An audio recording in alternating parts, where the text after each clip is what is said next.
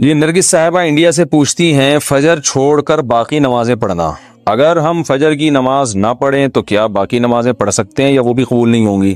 فجر کی نماز نہ پڑھیں تو ایسا کوئی پیکج ہمارے علم میں نہیں ہے کہ جو فجر کی نماز نہ پڑھے اس پر باقی نمازیں بھی اللہ کی طرف سے معاف ہو جاتی ہیں۔ اس طرح کا کوئی پیکج ابھی تک میرے علم میں نہیں ہے کہ قرآن و سنت میں کوئی اس طرح کا کوئی پیکج نماز چھوڑنے والوں کو اسپیشلی دیا گیا ہو کہ جو ایک چھوڑ دیں وہ باقی بھی چھوڑ دیں، ایسا نہیں ہے۔ آپ اگر فجر نہیں پڑھتے تو باقی 4 نمازیں پڑھیں، کیونکہ باقی بھی چھوڑیں گے تو اور بڑا گناہ ہوگا، اور فجر چھوڑنا بھی کبیرہ گناہ ہے۔ رسول اللہ صلی اللہ علیہ وسلم نے ارشاد فرمایا، من ترک الصلاۃ متعمدا فقد کفر، جس نے جان کر نماز چھوڑ دی تحقیق اس نے کفر کیا۔ تو یہ خوب سمجھ لینا چاہیے کہ اسلام لانے کے بعد نماز جان بوجھ کر قضا کر دینا، اس سے بڑا کوئی جرم اسلام میں ہے نہیں۔ یہ تو تصور نہیں تھا پہلے زمانے میں کہ کوئی مسلمان ہو اور جان کر نماز قضا کر دے، تو اسلام کی علامت ہے۔ اس لیے اس کبیرہ گناہ سے فوراً توبہ کریں، اور اگر اللہ نہ کرے کبھی فجر چھوٹ جاتی ہے تو فوراً سے جتنا جلدی ہو سکے توبہ بھی کریں اور قضا بھی کریں، اور باقی نمازیں وہ بھی پڑھتی رہیں۔ فجر کی قضا ظہر سے پہلے پڑھیں یا بعد میں؟ اگر فجر کی نماز قضا ہو جائے تو کیا ظہر کی نماز سے پہلے فجر کی قضا پڑھیں یا ظہر کی نماز کے بعد قضا پڑھیں؟ محمد مرسلین انڈیا سے۔ پہلے پڑھیں۔ ایک تو فجر قضا کر دی، یہ گناہ، اوپر سے اتنی تاخیر کر رہے ہیں تو گناہ در گناہ ہوگا۔ حدیث میں آتا ہے من نام عن صلاۃ او نسیھا فلیصلیھا اذا ذکرھا فإن ذلک وقتھا۔ صحیح حدیث ہے، آپ صلی اللہ علیہ وسلم نے فرمایا کسی کی آنکھ نہ کھلے نماز میں یا بھول جائے تو جیسے ہی یاد آئے یا جیسے ہی جاگ آئے فوراً نماز پڑھے وہ، اور یہی پھر اس کا وقت ہوگا۔ تو اس میں تاخیر کرنا ٹھیک عمل نہیں ہے، تو ظہر تک بھی ڈیلے نہ کریں اس کو، یہ بھی غلط ہے۔ فجر کی پابندی کیسے کریں؟ فجر کی نماز نیند کی وجہ سے قضا ہو جاتی ہے، ذہن میں خیال آتا ہے کہ ابھی سو جاتا ہوں بعد میں اس کی قضا کر لوں گا، اس کی تھوڑی وضاحت فرما دیں۔ محمد اظہر انڈیا سے۔ محمد اظہر بھائی، مسئلہ یہ ہے کہ اسلام میں نا شرک کے بعد نماز قضا کرنے سے بڑا گناہ نہیں ہے، کسی قیمت پہ معاف نہیں ہے نماز۔ تو آپ سو جائیں یا کچھ بھی کر لیں، آپ کو نماز پڑھنی پڑے گی، ورنہ آخرت میں اس کا بڑا سخت حساب دینا پڑے گا آپ کو۔ اور فجر کی نماز کی ویلیو اس لیے بھی زیادہ ہے کہ اس میں اس کے ثواب اس لیے زیادہ ہے کہ اس کو پڑھنا مشکل ہے۔ تو 2 کام میں آپ کو بتاتا ہوں، وہ اگر کر لیں تو انشاءاللہ آپ سے پابندی ہو جائے گی۔ نمبر 1، صبح اٹھنے کے لیے آپ ایک الارم والی گھڑی لیں جس کے الارم کی آواز بہت تیز ہو، اور وہ آپ جہاں سوتے ہیں نا اس جگہ سے دور رکھیں، کہیں دور الماری پہ رکھیں، تاکہ جب وہ بجے تو اتنی زور سے بجے کہ آپ کے 14 طبق روشن ہو جائیں، اور محلے والے آپ کو بولیں کہ بھائی جا کے اس کو بند کرو۔ تو اور دوسری بات یہ ہوگا، دور رکھنے کا فائدہ یہ ہوگا کہ آپ فوراً وہیں سوتے سوتے ہاتھ مار کے بند نہیں کریں گے، بلکہ آپ کو اٹھ کے چل کے جانا پڑے گا اسے بند کرنے کے لیے۔ تو اتنی تیز آواز ہو کہ آپ دوڑتے ہوئے جائیں اٹھ کے، تو اس سے انشاءاللہ آپ کی آدھی نیند بھی غائب ہو جائے گی، اور جو سستی تھی وہ بھی کم ہو جائے گی، اور آپ انشاءاللہ اٹھ بھی جائیں گے۔ دوسرا کام آپ نے یہ کرنا ہے کہ جس دن فجر کی نماز قضا ہو جائے اس دن آپ نے فجر صبح کا ناشتہ نہیں کرنا ہے۔ اگر آپ ناشتے کے عادی ہیں تو اس دن کا ناشتہ آپ گول کر دیں سزا کے طور پر، تو یہ بھی ہے۔ اور اگر آپ ویسے ہی ناشتے کے عادی ہیں، ناشتہ کرنے کا آپ کا معمول نہیں ہے، تو پھر آپ اس دن لنچ غائب کر دیں، بولے آج کھانا نہیں کھاؤں گا میں، تو کچھ سزا دیں اپنے آپ کو، تو اس سے انشاءاللہ آہستہ آہستہ اس بری عادت سے آپ کی جان چھوٹ جائے۔ قضا نمازیں کس طرح پڑھیں؟ قضا نمازیں کس طرح پڑھنی چاہیے؟ کیا ان کی 5 نمازیں اکٹھے ایک وقت میں پڑھ سکتے ہیں؟ وحید اللہ خان کوہاٹ سے۔ جی ہاں، ایک وقت میں، ایک دن میں آپ پڑھ سکتے ہیں، ایک ٹائم پہ بھی پڑھ سکتے ہیں۔ 5 نہیں بلکہ وطر کی قضا بھی واجب ہے، تو وطر ملا کے 6 ہو جائیں گی، تو وہ قضا اکٹھی بھی پڑھ سکتے ہیں۔ اور نیت یہ کرنی ہے کہ میرے ذمے، جیسے فجر آپ پڑھ رہے ہیں تو نیت یہ کریں میرے ذمے فجر کی جتنی نمازیں لازم ہیں ان میں سے میں سب سے پہلی نماز پڑھ رہا ہوں۔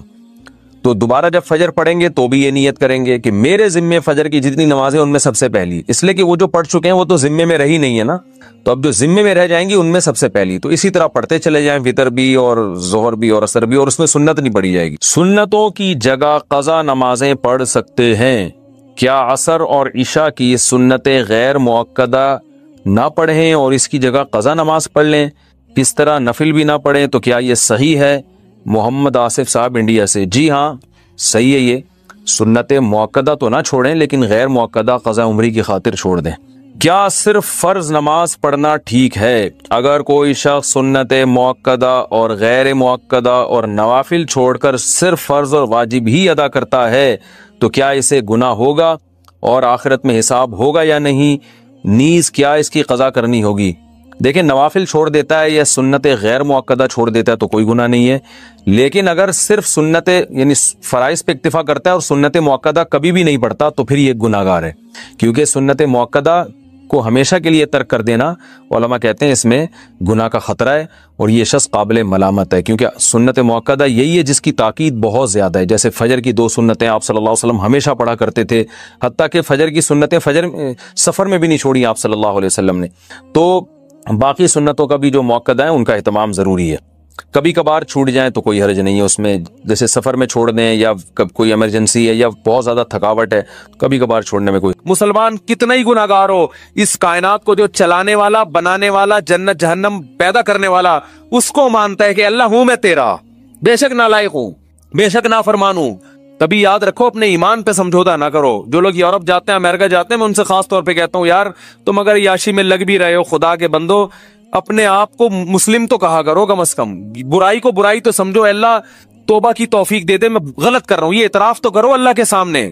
جیسے ایک نالائق باپ، نالائق اولاد اپنے باپ کے سامنے اعتراف تو کرتی ہے یار ہم ابا کے حقوق ادا نہیں کر سکے۔ کتنے لوگ ہیں والدین جب دنیا سے جاتے ہیں اولاد رو رہی ہوتی ہے یار ابا کی ہم خدمت نہیں کر سکے، یار کوئی تلافی ہو سکتی ہے، تو نالائق اولاد تھی نا، لیکن ابا کو ابا تو مانا نا اس نے۔